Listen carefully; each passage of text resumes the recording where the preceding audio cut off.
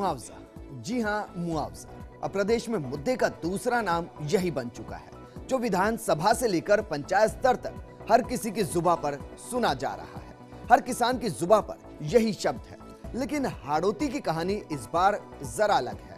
अलग इसलिए भी क्योंकि हर हाल में हाड़ौती प्रदेश में अव्वल रहा। फिर बात चाहे फसल उगाने की हो, फसल खराबे की हो या फिर सियासत की चालों की हो। इस बीच सवाल यह भी है कि हर मुद्दा क्या सियासी रंग में रंगा होता है और क्या मुआवजा किसी को मिलेगा भी या नहीं। सवाल यह इसलिए क्योंकि गृह मंत्री कहते हैं कि जिन किसानों ने फांसी लगाई है उन्हें हमारे सिर ना थोपे। सवाल इसलिए भी है क्योंकि कृषि मंत्री कहते हैं कि मुआवजा नियमों के हिसाब से ही दिया जाएगा। अब नियमों के हिसाब से किसको कितना मुआवजा मिलना है हर कोई जानता है। साथ ही अब हाड़ौती में भवानी सिंह राजावत ये कहते हैं कि मुआवजा ऊंट के मुंह में जीरे के बराबर नहीं होता है। और कोटा बूंदी सांसद ओम बिरला का हर घर में एक एक मुट्ठी अनाज लेने जाना क्या इस तरफ इशारा तो नहीं कि किसानों के हिस्से में मुट्ठी भर मदद ही आनी है और कहीं इस मुट्ठी भर मदद के नाम पर भी सियासत तो नहीं हो रही। इसी मुद्दे पर हम बात करेंगे। आप अपनी रिएक्शन हमें दे सकते हैं। ट्विटर पर आप हमें ट्वीट कर सकते हैं और इस दौरान हैश मुट्ठी भर मदद के साथ आप हमें ट्वीट कर सकते हैं।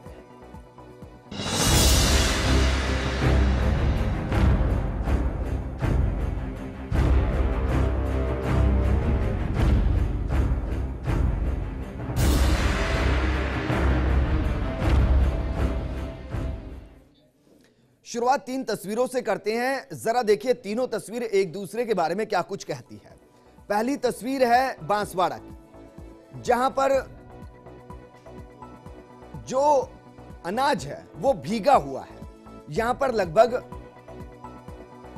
50 टन के करीब जो अनाज है वो सड़ चुका है, खराब हो चुका है और वजह रही बारिश। यानी कि बारिश में भीगता हुआ अनाज यहां पर हमें दिखाई दिया। दूसरी तस्वीर है भीलवाड़ा की, जहां पर एफसीआई का चोरी होता अनाज यहां पर पकड़ा गया और इस दौरान 100 के करीब बोरियां यहां पर मिली हैं। पहली तस्वीर में जो मंडी है उसके अंदर अनाज जो है वो सड़ रहा है, खराब हो रहा है, बर्बाद हो रहा है, परवाह किसी को नहीं है। दूसरी तस्वीर एफसीआई के गोदाम से बाहर निकले उस अनाज की बोरियों की है, जो वहां तक नहीं पहुंचती जहां पहुंचनी चाहिए, बल्कि बीच में ही चोरी होती है और फिर कहां जाती है सब जानते हैं। ये महज तस्वीरें एग्जाम्पल के तौर पर है, अमूमन कुछ ऐसी तस्वीरें हर जगह हैं। और तीसरी तस्वीर है कोटा की, जहां पर सांसद ओम बिरला कहते हैं कि हर घर से मुट्ठी भर अनाज लिया जाएगा और उसको इकट्ठा करके किसानों की मदद की जाएगी। पहली तस्वीर में जो अनाज सरकार के पास है वो बर्बाद हो रहा है। दूसरी तस्वीर के अंदर जो अनाज सरकार के पास सुरक्षित है उसका एक हिस्सा चोरी हो रहा है। और तीसरी तस्वीर सरकार की है, जो कहती है कि वो घर घर जाएगी, मुट्ठी मुट्ठी अनाज इकट्ठा करेगी और फिर वो किसानों की मदद करेगी।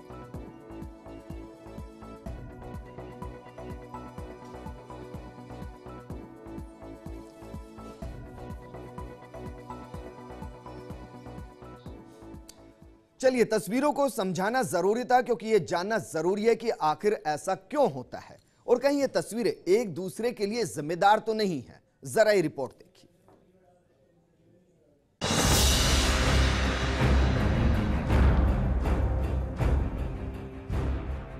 ये हाड़ौती है। बारिश का एक ऐसा कहर झेला है जिसने दशकों का रिकॉर्ड तोड़ दिया और कहे कि यहाँ के रहने वालों में शायद कोई ही ऐसा बचा होगा जिसने अपनी जिंदगी में ऐसा कहर देखा होगा, क्योंकि हाड़ौती में ऐसा 79 साल बाद हुआ। लेकिन जैसे आपदा आई वैसे ही सियासत आई, कांग्रेस की अध्यक्ष आई, प्रदेश की मुखिया आई और साथ ही आ गई केंद्र से कृषि मंत्री। विधायक भी हर खेत पहुंचे। मुआवजे का ढोल पीटा गया, पिटारा खोलने की बात कही गई और साथ ही कहा गया कि हम आपके साथ हैं, फिर वो सत्ता पक्ष हो या फिर विपक्ष। बहरहाल 10 दिन से ज्यादा का वक्त बीत चुका है। 28 को गिरदावरी की रिपोर्ट आनी है। मुआवजा क्या मिलेगा, कैसे मिलेगा, कितना मिलेगा, कहना मुश्किल है, क्योंकि ना जाने रिपोर्ट में 50% से ज्यादा खराबा कहां-कहां दिखाया जाएगा और जो सदमे से मरे हैं उन्हें सरकार मान नहीं रही। सरकार कहती है कि कोई फंदे से लटक गया तो हमें क्या, हम क्या करें, और केंद्र से मदद की गुहार कई बार लगी, लेकिन मिलेगा क्या कोई नहीं जानता, क्योंकि यहाँ विपदा जम्मू से बड़ी जरूर है, लेकिन फर्क इतना है कि यहाँ हाल फिलहाल चुनाव नहीं है। अगर होते तो शायद 1000 करोड़ हमें भी मिलते जैसे कि जम्मू को मिले। हम तो चाहते हैं, क्योंकि माननीय प्रधानमंत्री जी ने जब बाढ़ आई कश्मीर में, वहाँ 1000 करोड़ रुपए की सहायता देकर आए, तो राजस्थान भी उनसे अपेक्षा करता है कि राजस्थान, आज पूरा राजस्थान आपदा में, संकट में, और इसलिए राजस्थान में भी केंद्र को खजाना खोलना चाहिए। राजस्थान के पीड़ित किसानों की जो बिल्कुल लड़खड़ा कर गिर चुका है, उसको खड़ा करने के लिए जितनी आर्थिक मदद हो सके केंद्र को मदद देने की आवश्यकता है। ऐसे में क्या मुट्ठी भर मदद के सहारे ही हाड़ौती है? क्या हाड़ौती के किसानों का पेट तब भरा जाएगा? क्या इनके रोते चेहरे पर मुस्कान तब आएगी जब हर घर से मुट्ठी भर अनाज मिलेगा? क्या अब किसानों की बेटियों की शादी तब होगी जब हर घर से मुट्ठी भर अनाज मिलेगा? क्या अब सियासत से इतर, नेताओं के वादों से इतर, और हाँ, राहत की बातों से इतर हाड़ौती के किसानों की किस्मत मुट्ठी भर गेहूं पर टिकी है, या फिर इस मुट्ठी भर गेहूं पर नेताओं की सियासत टिकी है? फर्स्ट इंडिया के लिए विजेंद्र सोलंकी के साथ कोटा से शाकिर अली की रिपोर्ट। वाकई यह सवाल इसलिए बड़ा हो चुका है क्योंकि मुट्ठी भर मदद के नाम पर यहां पर सियासत होती है, संजीदगी है, कहना मुश्किल है। जरा ये रिपोर्ट भी देखिए।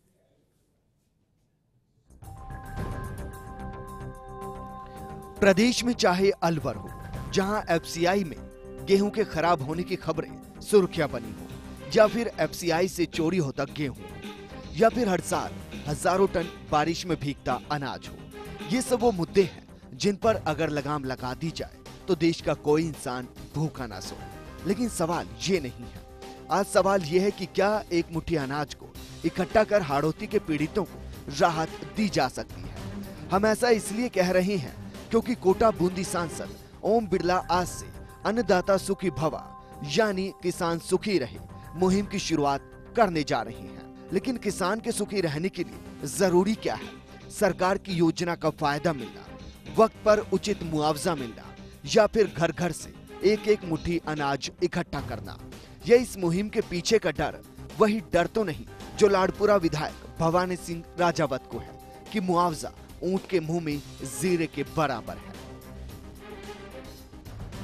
भी हाड़ौती में इस तरह का वज्रपात नहीं हुआ जो अभी हुआ है, और इसलिए हम तो माननीय मुख्यमंत्री जी से आग्रह कर रहे हैं और केंद्र सरकार से भी माननीय मुख्यमंत्री जी के माध्यम से किसानों की पीड़ा को पहुंचा रहे हैं कि किसान तबाह हो चुका, और ऐसे हालातों में जो सीआरएफ के नियमों के तहत मुआवजा है वो ऊंट के मुंह में जी रहा है।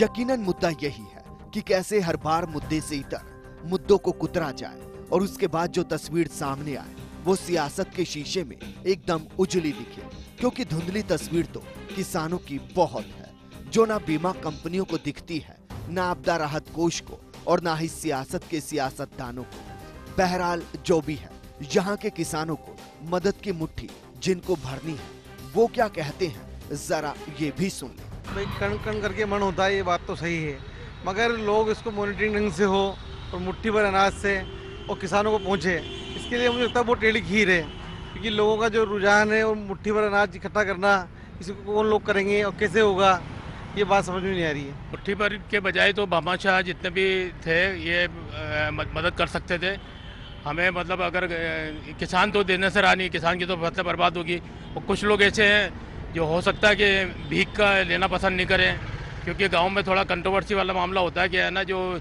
मर जाते हैं लेकिन भीख वाली चीज को ना वो बर्दाश्त नहीं कर पाते। चलिए लोग जो भी कहें, लेकिन सांसद साहब कहते हैं कि मुहिम के तहत जरूरतमंद परिवारों के लिए अन्न और खाद्य सामग्री उपलब्ध करवाई जाएगी। इसके लिए कोटा बूंदी संसदीय क्षेत्र के हर घर से एक मुट्ठी गेहूं इकट्ठा किया जाएगा। साथ ही जो लोग भी इस त्रासदी में तबाह हुए हैं, किसानों की मदद करना चाहते हैं, वो भी इस मुहिम से जुड़कर पीड़ित किसानों की मदद कर सकते हैं। फर्स्ट इंडिया के लिए कोटा से विजेंद्र सोलंकी के साथ शाकिर अली की रिपोर्ट। तो इस दौरान आप हमें ट्वीट भी कर सकते हैं मुट्ठी भर मदद के साथ। लेकिन इन सबके बीच में जाना यह भी जरूरी है कि यहाँ के लोगों का मुट्ठी भर मदद के बारे में क्या कुछ कहना है, क्योंकि ये सहायता उन्हीं के घर से निकलनी है। जरा सुनिए। ओम बिरला जी ने कहा है कि मुट्ठी मुट्ठी भर गेहूँ आप सब दो और किसानों को राहत पहुँचाओ, तो ये तो कैसे मुमकिन हो सकता है? ये मुमकिन नहीं हो सकता है। एक एक घर में कहाँ तक एक एक मुट्ठी लेकर के आदमी घूमेगा और फिर उसके बाद अनाज को लेकर के मत देने जाएगा, नहीं देगा तो यहाँ पे इसका लगाएगा। इसके अंदर मुझे नहीं लगता है कि मतलब एक एक मुट्ठी से वहाँ पर राहत पहुँच जाएगी। एक एक मुट्ठी अनाज से भाई साहब कुछ नहीं होने वाला है। ये तो ऐसे बात करें जैसे कोई चिड़ियों को दाना डालना हो। 80% किसान एक क्षेत्र में उनका सब कुछ नष्ट हो गया है। एक एक मुट्ठी अनाज से क्या होगा? जब राज्य सरकार और केंद्र सरकार मिलकर किसानों को नहीं पाल सकती तो व्यापारी क्या पालेंगे? कैसी बातें कर रहे हैं सांसद साहब? और एक एक मुट्ठी जो कैसे है उधर नाटक है, हमारी तरफ से पूछो तो वो नाटक है, कुछ भी नहीं है। एक प्रदर्शन करना है तो ओम बिरला जी अगर एक सांसद है ना, तो वो वहाँ एंटर में जाते हैं तो वहाँ जाके कहना प्रति बीघा की लागत जो हमारी लगी वो दे दे या उनको दे, फिर तो हम सच्चाई माने।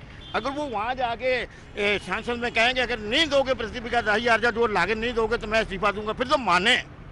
ये तो हमें एक नोटंकी या नाटक नजर आता है। मेरे सहयोगी शाकिर अली कोटा से मेरे साथ जुड़ चुके हैं। शाकिर, यहाँ पर जो ओम बिरला साहब है वो कुछ मीटिंग करने वाले थे, प्रेस कॉन्फ्रेंस करने वाले थे, क्या कुछ यहाँ पर समझाते हुए नजर आए कि किस तरीके से ये अनाज इकट्ठा किया जाएगा, हायरार्की क्या होगी और किसानों तक कैसे पहुंचाया जाएगा? साथ में यह भी जानना जरूरी है कि इसमें वक्त कितना लगेगा। जी विजेंद्र, जिस तरह की जो मीटिंग होने वाली थी वो लगभग अभी कुछ देर पहले ही समाप्त हो गई है। और जो हम बता दें कि जिस तरह का इन्होंने मुहिम चलाया उसके तहत कल से शुरुआत करने की बात की जा रही है। कल से ही जो है हाड़ौती के 6 गांवों में कल से ही राहत पहुंचाई जाएगी। अनाज इकट्ठा करने की जहां तक बात है, अभी जो मीटिंग हुई उसमें शहर के व्यापारी भी शामिल हुए, पार्षद भी शामिल हुए, इसके अलावा स्वयंसेवी संस्थाओं के सदस्य भी शामिल हुए। उन्होंने अपनी ओर से सबने जो है घोषणाएं की है, ऐलान किया है, या यूं कहें कि किसानों की मदद के लिए वो खुले दिल से आगे आए हैं। तो जो एक तरह से मदद की जहां तक बात है कि जो अनाज पहुंचाया जाएगा वो एक बार शुरुआती दौर में जो है बहुत अच्छा है, इसका जो है रेस्पॉन्स आया है यूं कहें, क्योंकि जिस तरह से वहां पर नजारा देखने को मिला, आगे से बढ़कर लोगों ने जो है अपनी अपनी तरफ से घोषणाएं की कि मेरी तरफ से 50 बोरी गेहूं की दी जाएगी, किसी ने अपनी तरफ से धनराशि की बात कही। शाकिर, सवाल इसलिए बढ़ा है क्योंकि कोटा और हाड़ौती के अंदर जो आंकड़ा बताता है और जो लोग वहां के बताते हैं वो कहते हैं कि 80% किसानों का वहां पर फसल पूरे तरीके से बर्बाद हो चुकी है। क्या लगता है नहीं कि इसके लिए केंद्र से अगर सांसद साहब मदद मांगते, वहां पर प्रेशर डालते तो ज्यादा बेहतर होता? जी बिल्कुल विजेंद्र, वो सहायता नहीं मिल पा रही है। यही वजह है कि सांसद यहाँ पर अपने क्षेत्र में जो है कुछ ना कुछ करने की कोशिश कर रहे हैं। उनकी इच्छा है कि कहीं ना कहीं किसी न किसी तरीके से जो है किसानों का दिल जीता जाए, क्योंकि इस आपदा की घड़ी में किसान पूरी तरह से बर्बाद हो चुका है। ये शुरुआत जरूर की गई है, लेकिन इसका फायदा कितना किसानों तक पहुंच पाएगा ये देखने वाली बात होगी। लेकिन जिस तरह से दावे किए सांसद ने, वो लगातार इस तरह के दावे कर रहे थे कि सामूहिक युवा सम्मेलन भी करवाया जाएगा। जिन किसानों, पीड़ित किसान है, अगर किसी के यहाँ शादी रुक गई है तो उसके लिए भी एक आयोजन रखा जाएगा, सभी का निःशुल्क विवाह करवाया जाएगा। इसके अलावा स्कूल की पढ़ाई के लिए भी जो है उस पूरी मदद की जाएगी। शाकिर, सरकार तो कहती है कि ये भी किया जाएगा, वो भी किया जाएगा, मुआवजा भी दिया जाएगा, राहत पैकेज भी दिया जाएगा, लेकिन जिनको जरूरत आज है उनके लिए क्या किया जा रहा है? क्योंकि 10 दिन से ज्यादा वक्त हो चुका है, फसल बर्बाद हो चुकी है, किसी के घर में शादी है, ऐसे में मुट्ठी भर अनाज लेना क्या लगता है वाकई में उनके जख्मों पर मरहम का काम करेगा? निश्चित रूप से विजेंद्र, जिस तरह से हालात खराब हुए हाड़ौती में, उस लिहाज से तो ये बहुत छोटा सा वो है। और जो सांसद जिस तरह से दावा कर रहे हैं कि हम हर गांव में पहुंच जाएंगे, हमारे पास हमने जिस तरह का कोशिश की है और जन सहभागिता इसमें जोड़ी है मुहिम में, उससे कहीं ना कहीं किसानों को राहत पहुंचाई जाएगी। लेकिन ये राहत, चलिए शाकिर, मैं आपको रोकना चाहूंगा। ओम बिरला साहब की बाइट हमारे पास आ चुकी है, वो क्या कुछ कह रहे हैं जरा अपने दर्शकों को सुनाते हैं कि जो प्रेस कॉन्फ्रेंस की गई है और जो मुट्ठी भर मदद की बात की जा रही है उसके बारे में वो खुद क्या सोचते हैं, जरा सुनिए। इस विपत्ति की संकट में उसकी 2 टाइम की रोटी का इंतजाम हो सके, और इसके लिए कोटा की जनता ने संकल्प लिया है कि एक एक गांव को गोद लेकर उस गांव के अंदर खेतिहर मजदूर हो, छोटा किसान हो, जिस भी जरूरतमंद व्यक्ति को आवश्यकता होगी उसको अन्न भी पहुंचाएंगे, उन सामग्री पहुंचाएंगे। और ऐसे व्यक्ति जिसके परिवार में शादी होने वाली थी, कोई बेटी की शादी होने वाली थी और उसके पास धन का अभाव है, कोटा की जनता ऐसी बेटी का सर्वधर्म एक सामूहिक विवाह सम्मेलन कर कर एक एक बेटी को गोद लेकर उसका विवाह सम्मेलन भी कराएगी। शाकिर, सांसद साहब कहते हैं कि एक एक गांव को गोद लिया जाएगा। क्या ये मान लिया जाए कि सरकार से इतर अब ये सोचना जरूरी है कि जनता का जनता ही भरोसा है और आसरा है? जी बिल्कुल, जिस तरह से राहत पहुंचने में देरी हो रही है सरकार की ओर से लगातार, क्योंकि कई दिन हो गए हैं, उसके बाद भी किसानों को राहत नहीं मिल पाई है। तो ऐसे में जो है अब क्योंकि किसानों को बहुत जल्दी तत्काल राहत कैसे मिले, ये बड़ा सवाल है। और इसी बात को लेकर के लगातार अभी कुछ यहाँ कोटा में आज किसानों ने एक विरोध प्रदर्शन भी किया, जिसमें जो है सरकार के खिलाफ उन्होंने नारेबाजी की और ये तक कह दिया कि वो अगले 2-4 दिनों में वो आंदोलन के लिए उतारू हो जाएंगे और सड़कों पर उतर जाएंगे। चलिए शाकिर, शुक्रिया मेरे साथ जुड़ने के लिए। सवाल खड़ा हुआ था मुट्ठी भर मदद से, और वो मदद जो जनता के लिए दी जानी थी, दरअसल वो जनता की जेब से ही, जनता के पेट से ही निकल कर बाहर आएगी। यानी कि आस सरकार के मुआवजे से कम जनता से कितना मदद मिलेगी, इस पर ज्यादा टिकी है। यहाँ एक छोटे से ब्रेक के लिए रुकेंगे, लेकिन आप कहीं मत जाइएगा। ब्रेक के बाद बात करेंगे कि आखिर मुआवजे को लेकर जो मौतें हो रही है उनको लेकर, और खासकर राहत के नाम पर किस तरीके की बयानबाजी और सियासत विधानसभा में देखने को मिली। छोटे से ब्रेक के बाद।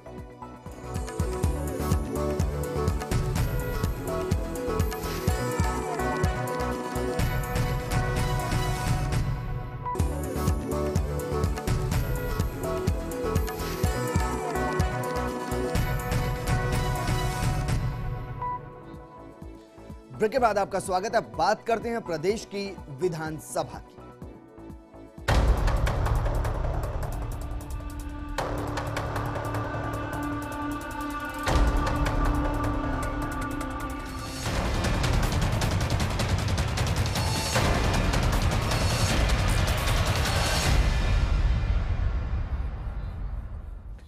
हाड़ौती में फसल खराबे के चलते सदमे से किसानों के मौत और आत्महत्याओं का मामला भी विधानसभा में आज गूंजा, और फर्स्ट इंडिया ने हाड़ौती में किसानों के मौतों का मामला प्रमुखता से उठाया था। कांग्रेस विधायक रमेश मीणा ने शून्यकाल में मामला उठाते हुए कहा कि फसल खराबे के सदमे से किसान मर रहे हैं। बूंदी में 7, कोटा में 4 और 12 में 3 किसानों की सदमे और आत्महत्या से मौतें हो चुकी है। इस पर आपदा राहत मंत्री गुलाबचंद कटारिया ने कहा कि सभी कलेक्टर्स के खाते में आपदा प्रबंधन विभाग ने पैसा डाल दिया है और 50% खराबे वाले किसानों को मदद देने के निर्देश दिए गए।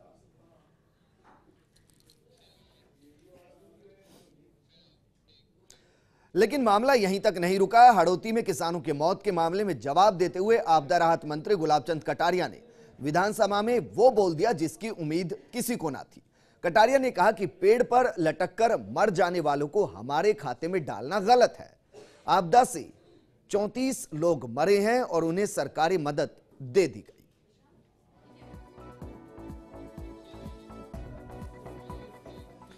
वहीं भीम से बीजेपी विधायक हरि सिंह रावत ने फसल खराबे पर सरकारी मदद को ऊंट के मुंह में जीरा बताते हुए सदन के भीतर और बाहर सवाल उठाए।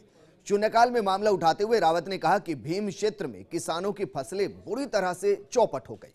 कई किसानों ने वन भूमि पर खेती की थी और किसान नियमों के बारे में क्या जाने। इस आपदा की घड़ी में अगर किसानों की मदद करने में नियम आड़े आ रहे हैं तो सरकार नियमों को बदल दे। अभी तो राहत मिल रही है, वो ऊंट के मुंह में जीरा है। वहीं सरदार शहर के गोगासर में मौसम केंद्र खराब होने से किसानों को फसल बीमा में राहत नहीं मिलने का मामला सदन में गूंजा। कांग्रेस विधायक भंवरलाल शर्मा ने शून्यकाल में मामला उठाते हुए कहा कि गोगासर का मौसम केंद्र जो है वो खराब पड़ा है और मौसम बीमा योजना में किसी केंद्र से आंकड़े जाते हैं। मौसम केंद्र के खराब होने से किसानों को बीमा योजना का लाभ नहीं मिल रहा और पड़ोस के खेत में ही मौसम के आंकड़ों में अंतर देखा गया। मौसम केंद्र को ठीक किया जाए और लापरवाह अफसरों पर कार्रवाई की जाए। बाड़मेर में खाद्य सुरक्षा योजना के सर्वे में गड़बड़ी का मामला भी सदन में गूंजा और बाड़मेर से कांग्रेस विधायक मेवाराम जैन ने शून्यकाल में मामला उठाते हुए कहा कि खाद्य सुरक्षा के सर्वे में बाड़मेर से महज 31 परिवारों को शामिल किया गया है। 1.25 लाख से ज्यादा की आबादी में महज इतने लोगों का चयन साबित करता है कि गड़बड़ी जरूर हुई। पुलिस थानों को सर्वे का काम दिया जाए, जबकि थानों के पास खाद्य सुरक्षा सर्वे का ना अनुभव है और ना ही संसाधन है। जिन गरीब परिवारों को खाद्य सुरक्षा से बाहर किया गया है उन्हें सही सर्वे करवाकर वापस शामिल किया जाए। इसके जवाब में खाद्य मंत्री हेम सिंह भडाना ने कहा कि कांग्रेस राज में जनसंख्या से ज्यादा लोगों का चयन कर लिया गया था। खाद्य सुरक्षा योजना का अब सिर्फ फिर से सर्वे करवाकर एक भी पात्र व्यक्ति को छोड़ा नहीं जाएगा। वहीं नागौर के खिमसर और कुचेरा में सरकारी कॉलेज खोलने की मांग विधानसभा में उठी और शून्यकाल में निर्दलीय विधायक हनुमान बेनीवाल ने यह मामला उठाया। बेनीवाल ने आरोप लगाया कि राजनीतिक भेदभाव के चलते इस क्षेत्र में सरकारी कॉलेज नहीं खोला जा रहा।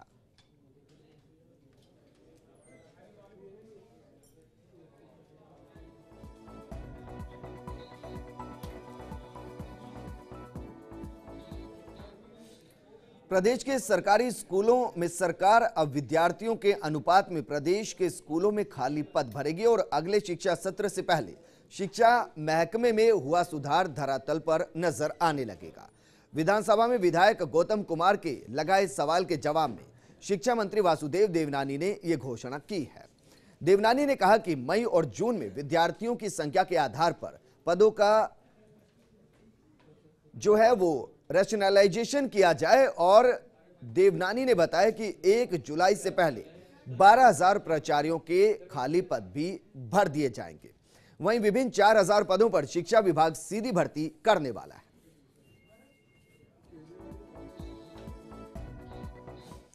इन सबके बीच एक तरफ प्रदेश के दूर दराज के स्कूलों में शिक्षक नहीं है, वहीं राजधानी जयपुर की अगर बात की जाए तो यहां पर जरूरत से ज्यादा शिक्षक हैं। जयपुर के स्कूलों में जितने शिक्षकों के पद हैं उनकी तुलना में 130% ज्यादा यहां पर शिक्षक है। मतलब पूरे पद भरने के बाद भी 30% शिक्षक यहां पर ज्यादा लगे हुए हैं। गौतम कुमार के सवाल के जवाब के बाद बीजेपी विधायक मदन राठौड़ ने जयपुर में जरूरत से ज्यादा शिक्षक होने पर सवाल उठाते हुए कहा कि जयपुर में 130% शिक्षकों के पद क्यों भरे गए। इस पर शिक्षा मंत्री ने अगले शिक्षा सत्र तक शिक्षा महकमे में सुधार करने की बात कही। वहीं गृह मंत्री गुलाबचंद कटारिया ने घोषणा की है कि परमेश चंद्र कमेटी की रिपोर्ट आने के बाद प्रदेश भर में पुलिस थानों के पुनः सीमांकन और पुनर्गठन का काम किया जाएगा। बीजेपी विधायक हीरालाल जैगर और बाबू सिंह राठौड़ के सवाल के जवाब में गृह मंत्री गुलाबचंद कटारिया ने कहा कि नए थाने बनाने और थानों की सीमाओं में बदलाव के लिए रिटायर्ड आईएएस परमेश चंद्र की कमेटी बनी है।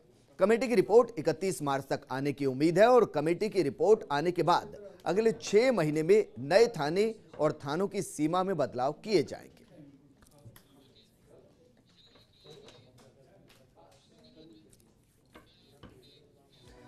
इस बुलेटिन में फिलहाल इतना ही, लेकिन देश प्रदेश की खबरों से हर वक्त अपडेट रहने के लिए आप विजिट कर सकते हैं हमारी वेबसाइट www.firstindianews.com। और चलते चलते आपको छोड़कर चलते हैं आज के मौसम के साथ। नमस्कार।